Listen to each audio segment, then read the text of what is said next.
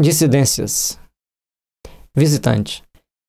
Essa diversidade na crença do que chamais uma ciência parece-me, a sua condenação. Se ela se bastasse em fatos positivos, não haveria de ser a mesma na América e na Europa? Aí vem a primeira questão que a pessoa faz, um pouco perspicaz.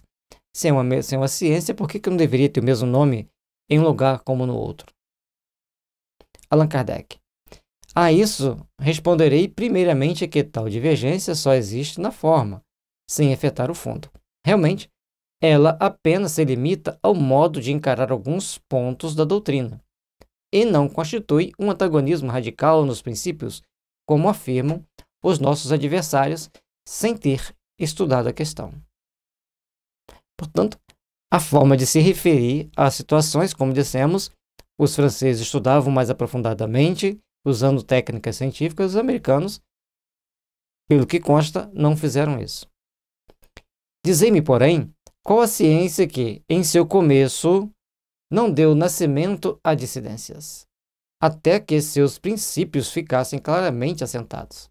Então, toda ciência, quando começa, tem uma série de dissidências, uma série de informações diferentes, até que se assentem todos os seus princípios, para que todos possam entender como e por que entender daquele jeito. Não encontramos as mesmas dissidências nas ciências melhormente constituídas? Estarão os sábios de perfeito acordo sobre todos os pontos? A física tem divergência até hoje, em alguns aspectos, com algumas pessoas. Não tem cada qual os seus sistemas particulares?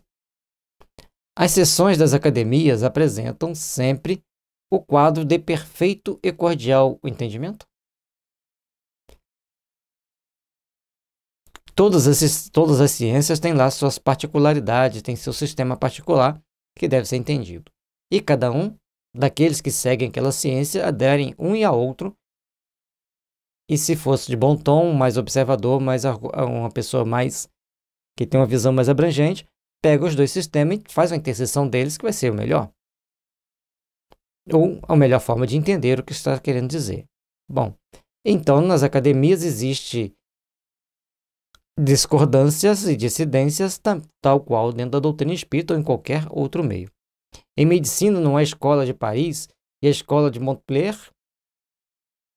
Então tem duas escolas, cada uma com as suas características próprias, e ainda tinha a homeopatia que vem sendo debatida até hoje. Cada descoberta em qualquer ciência não tem produzido cismas entre os que querem aceitar-se e os que desejam estacionar? Tudo tem o pró e o contra, tudo tem aqueles que querem ficar com um ponto de vista, outros que querem ir para outro ponto de vista, cada um com as suas conjecturas, com as suas teorias, e muitas das vezes, diante das evidências, poucos querem se dobrar.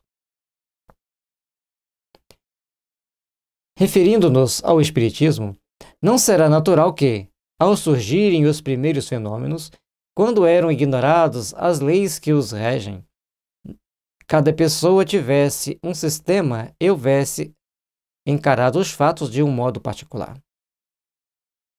É assim, cada um tem o seu sistema, cada um interpreta aquele ali de uma forma particular, mas onde estão hoje esses sistemas primitivos? Todos criaram as mais diferentes teorias sobre o Espiritismo, mas ficou-se para trás. E aquele sistema organizado por Kardec foi caminhando, foi se organizando mais. Caíram todos ante uma observação mais completa. Portanto, todo o sistema, todas as teorias que se cria, ao fazermos uma observação mais concreta, mais incisiva, nós então veremos os fatos acontecerem de uma forma melhor. E entendê-los de uma forma melhor, quando estudamos e observamos e pesquisamos. Bastaram apenas alguns anos para que ficasse estabelecida a unidade grandiosa que hoje prevalece na doutrina e que prende a imensa maioria dos adeptos, com exceção de algumas individualidades que, nesta como em todas as outras, se apegam às ideias primitivas e morrem com elas. Então, A primeira ideia que chega, aquela que a pessoa se apega, aquela que ela vai querer ficar, aquela que ela vai gostar, amar, e vai morrer com ela, não vai mudar. A gente não muda as pessoas que têm que procurar se mudarem quando elas querem entender o processo de adaptação, de melhoria, de aperfeiçoamento.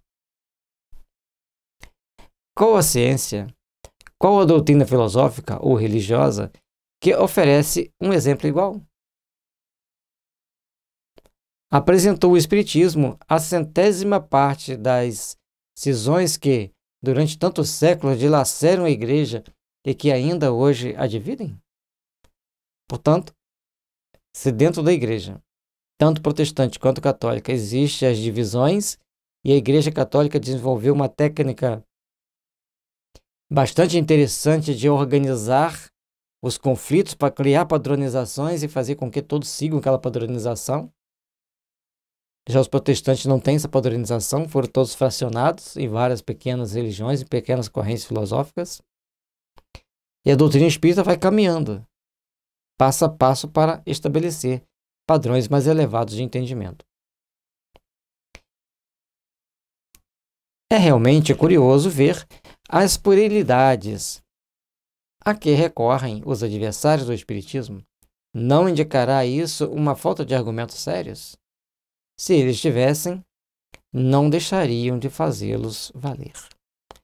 Então, todas as questões, todas as perguntas, todos os debates que tinham em torno da doutrina espírita eram sempre acompanhados de algumas puerilidades, ou seja, algumas coisas que não eram tão importantes, que poderiam deixar passar, eram bem menos relevantes, mas alguns procuravam fazer disso um ponto de debate, um ponto de crítica para desviar a atenção. Portanto, se eles tivessem alguma coisa mais séria, eles iriam se valer dela. Qual o recurso de que lançam mão? Zombarias, negação, calúnias, porém nunca de um só argumento peremptório.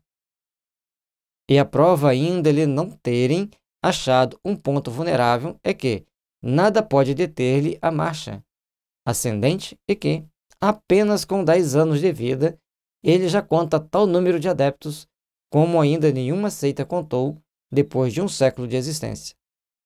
É fato verificado e reconhecido pelos seus próprios adversários.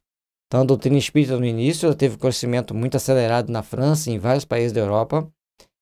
Depois, no continente europeu, no hemisfério norte principalmente, ela dá uma arrefecida e Jesus começa a pedir a Ismael que acolha aqui os missionários e os endividados que dariam prosseguimento à doutrina espírita aqui no Brasil. Hoje, o Brasil é o maior país espírita do mundo e o coordenador do movimento espírita no mundo. Para aniquilá-lo, não era bastante dizer, isto não se dá, isto é um absurdo, seria necessário demonstrar categoricamente que os fenômenos não se produzem, não podem produzir-se, e é que ninguém ainda fez. Quando dizer que os fenômenos não existem, que não aconteçam, que não são do jeito que são, tem que provar, tem que mostrar os pingos nos is, e até hoje ninguém conseguiu fazer porque as manifestações existem, elas acontecem das mais variadas formas, das mais variadas circunstâncias.